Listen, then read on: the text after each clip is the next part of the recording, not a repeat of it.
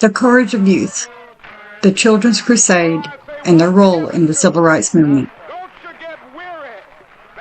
The Civil Rights Movement was a pivotal moment in American history, aiming to end racial segregation and discrimination against African Americans, especially in a segregated South.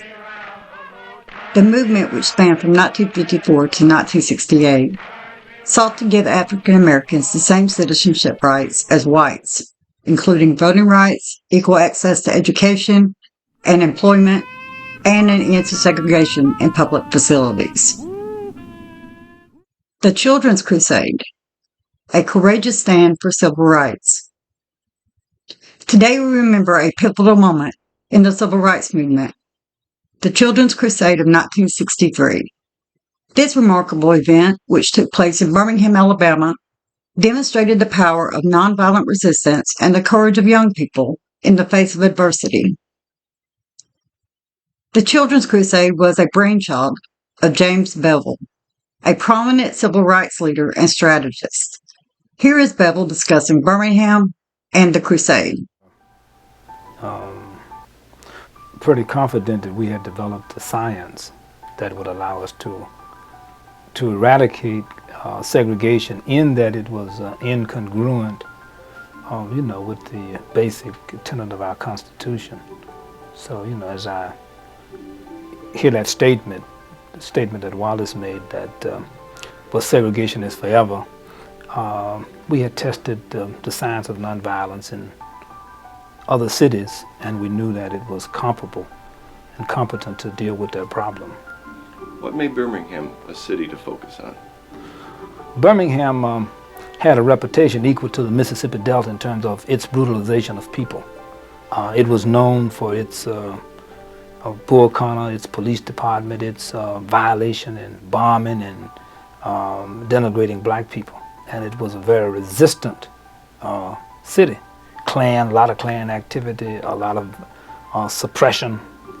And so that made it special, because the greater the resistance in the application of the science of nonviolence, the clearer the issues become for the onlooker. So are you saying that in order for nonviolence to work, it has to be met with violence? No, I said that it crystallizes when it's like contrast, and you have a better means of showing and revealing and bringing out the contradiction when there's an adamant attitude in people about superimposing their attitudes upon other people, so that you get a better contrast when you have people who are very adamant about that. You've talked about the oppression of a city like Birmingham, Bull Connor's reputation and things like that. I want to move forward to the point where you decided to involve children. I mean, if it was such an oppressive environment, wasn't that kind of risky to involve children? Well, in terms of the nature of the situation, because of the intense suppression and the conditioning of the adults, it was necessary to use children, because children had not been indoctrinated into that kind of violence and suppression. So they could come on the situation with a fresh approach. But it wasn't particularly dangerous from our point of view of using children. At that particular point, children were in Vietnam. Guy 17 was in Vietnam. And our thinking was that if a young person can go to Vietnam, engage in war, then the person certainly, same age and younger, could engage in a nonviolent war that didn't violate the Constitution, other people, and our property. And that when you use that method, the chances of getting injured is very, very little anyway. Okay, you mentioned children 17 being in Vietnam. You were actually dealing with children who were much younger than that, though, right? Yeah, we were dealing with children 6. And those who took the position that they wanted to involve themselves, that they themselves understood the nature of love and its power and wanted to demonstrate that love and its power, then we permitted them to become involved.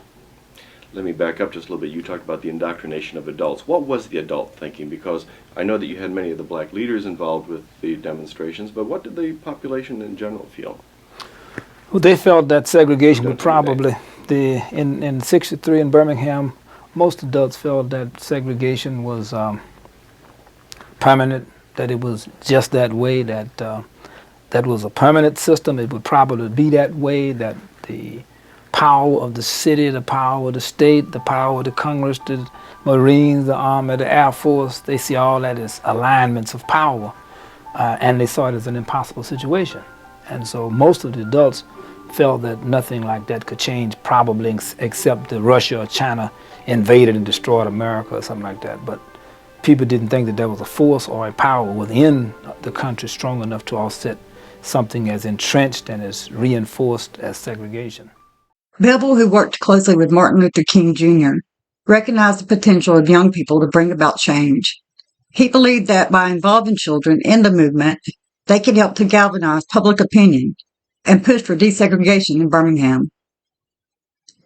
Bevel, along with other civil rights leaders, began planning the Children's Crusade in the spring of 1963. They organized workshops and training sessions for young people, teaching them about nonviolent resistance and how to participate in peaceful protests.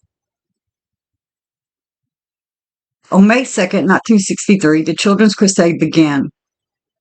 Over 1,000 young people ranging in age from 6 to 18 gathered at the 16th Street Baptist Church in Birmingham.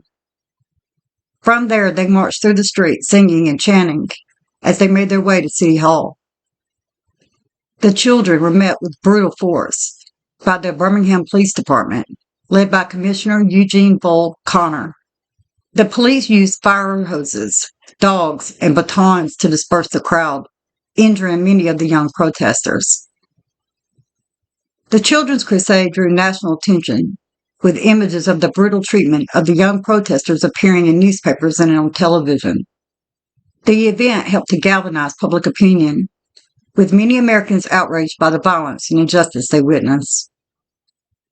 The Children's Crusade played a significant role in the desegregation of Birmingham, with the city's business leaders and politicians eventually agreeing to integrate the city's public facilities. The Children's Crusade of 1963 was a pivotal moment in the civil rights movement. It demonstrated the power of nonviolent resistance and the courage of young people in the face of adversity.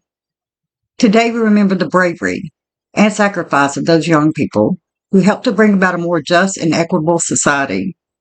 Their legacy continues to inspire us as we strive for a world where all people are treated with dignity and respect.